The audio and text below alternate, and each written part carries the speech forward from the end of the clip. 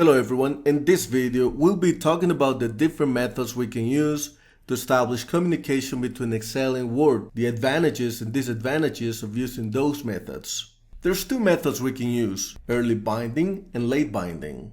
What we need to know about early binding is that it requires users to manually add a reference to the Microsoft Word object library. Early binding brings some great benefits or features, if you will. Those benefits or features include access to IntelliSense, early error detection at compile time, and the fact that the code will run faster than if you were using late binding.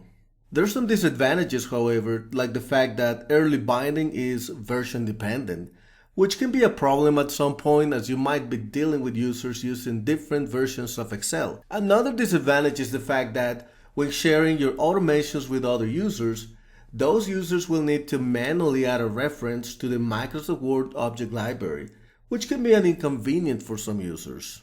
As for late binding, this is a method that requires us to declare an object variable to the Microsoft Word application. What's great about late binding is the fact that it is version independent, and sharing your automations with other users will be a lot easier than using early binding, as you're not required to add a reference to the Microsoft Word object library. However, that's not to say that late binding doesn't have any disadvantages. With late binding, you will not have access to great features such as IntelliSense, early error detection at compile time, and on top of that, the code will not run as fast as with early binding.